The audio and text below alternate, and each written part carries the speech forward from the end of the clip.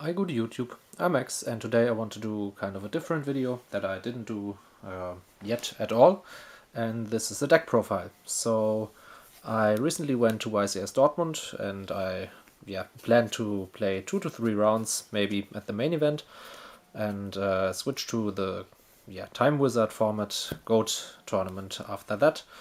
I did so, and I want to show you the kind of trolley deck that I put together to play there. So I didn't have any ambitions to top the tournament or anything. I just wanted to have some fun, and I did. I went 1 to 3, so not too successful, but overall it was a nice experience with many nice and well-mannered opponents. So that's that. Before I go into the main deck, there are of course 4 scapegoat tokens from Legendary Collection 4. They're Italian, but who cares? And they won't be the last Italian cards in here, I can tell you. I'm starting off with BLS because it's like the biggest boss monster in the tournament, not in the tournament, in the format, yay. Closely followed by Demok, which is also nice to bring back spell cards from your graveyard. I use a playset of Dekoichi, because drawing cards is nice, and it's a dark monster, it's searchable via Sengan, and it's a machine, which is the focus of the deck, machine monsters. Next up, 2 Magician of Faith. I decided to run 2, because, I had other cards that I wanted to run in the deck, which are light monsters, so I didn't need 3 for BLS, so 2 are enough. Of course, Sinister Serpent is a main deck staple in here, so I ran it 2. It's nice to discard with Graceful Charity or to tribute off with Metamorphosis to give you some card advantage back next turn. Then Sangan, which searches for Dekoichi, for Sinister Serpent, and for some other cards in the deck, which will be shown later. And other powerful one-offs like Breaker the Magical Warrior to remove floodgates, like Gravity Bind or stuff if people play trolley decks. Other trolley decks, I should say. Or just to get rid of face-down cards that pose a threat. It's nice to bait stuff like Ring of Destruction as well. Then Exiled Force, searchable via Sangan as well. Blade Knight, which is another light monster. It's decent in terms of stats, has a nice effect to counter flip effect monsters if he's the only one out. And of course, a light monster for BLS. Another light warrior is DD Warrior Lady. She usually does not end up in the graveyard because she is there to remove threats from the opposing side of the field by banishing herself and the target. So you can't count on her being in the grave for BLS, but with the Moths and with the Blade Knight, there are other targets, and there will be some more in the main deck just about around the corner. Jinzo, of course, is another frequently seen card in GOAT, you should say, and because he's a machine, he fits perfectly into this deck. Then there is Reflect Bounder. I didn't have one when I got to the location, but luckily the vendors there had one in common, which I picked up for small money, and that worked out just as good as an ultra rare, because the text is the same, being a higher rarity doesn't give stats or anything. Then there's another playset of cards, which are Fusilier Dragon, the dual mode beast. They are machine, they can be normal summoned without tributing, even though their stats are halved.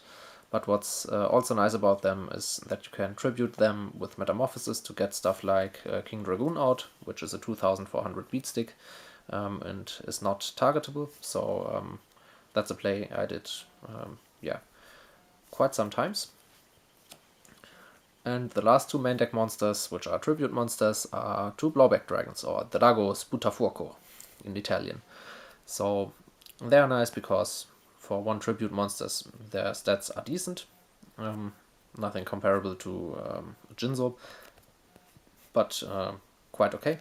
And they have a chance to pop cards. With summoning priority, you can target an opposing monster, and even if he's destroyed by a Torrential Tribute, or yeah, okay, Torrential Tribute is a bad example because it kills the other monster as well, but for example, a Ring of Destruction or a Bottomless Trap Hole with some priority, you can still remove the monster. If it's a face down one, you can blow it up without triggering flip effects or stuff like that.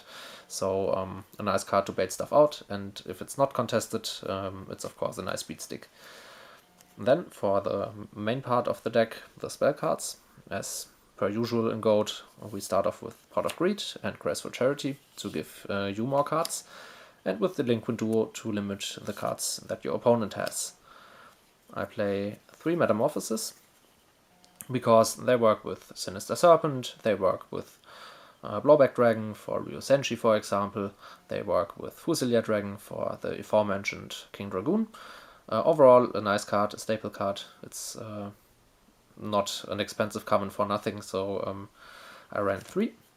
Just 2 Scapegoats because, yeah, this deck is rather offensive in its characteristics, so yeah, I want to attack, and yeah, so 2 Scapegoats are enough. The control aspect came up, yeah, a few times maybe, but not too often. But it's nice to have, especially if you can steal an opponent's monster with 1000 Eyes and tribute it with the perspective of a Jinzo hitting the field or a Blowback Dragon. So that would be a great turn of events for me. Heavy Storm for spell and trap removal. Before you go for trolly OTK moves, MST is the same kind of card. Remove spell and traps. Premature Burial. Kind of self-explanatory. You want to get stuff back from the grave that you ditched with Graceful Charity, for example, or that got Delinquent Duo out of your hand, which happens from time to time. Probably the best card to get with this is Demog, because you can add another spell card back. Snatch Steal steals opponent's monsters, which I like a lot. There will be other cards that do that further down the road. Rota, just 1. It's at 2 for GOAT format, but I ran 1 because I just have 3 warriors that I can search with it. BLS is another one, but I can't pick level 8 monsters. 2 Brain Controls to get Tribute fodder for, yeah, maybe sometimes even Fusilia Dragon, but mainly for Jinzo or for Metamorphosis plays. Getting level 5 monsters from the opponent and getting rid of them while getting out a Dark Bolter or something is pretty strong, so I like to play those. And for the Trolly OTK moves, 3 limiter removal. The one round that I won was actually won by 2 of these, with Reflect Bounder, I think, which pumped it up to 6.8k. And after spending some life points earlier, I pretty much ran over my opponent with that. So that was the main objective of the deck. In the official tournament, it didn't work out too often, but after that I played some matches with friends, and sometimes I got stomped by that because I gave them my deck, and sometimes I stomped them with limiter removals. So that was nice, and it was a fun experience. Torrential Tribute is one of just 3 trap cards in my main deck. It's a board wipe, of course, and following that up with even a Dekoichi and some limiter removals can save you the game.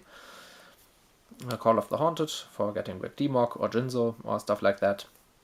And Ring of Destruction because it's one of the best cards in the format. Even though it's the errated version in GOAT, you use the old text, so you can close out games, you can force a draw if you're in a bad position, so overall a very good card. That's it for my main deck. For the fusion deck, come over here.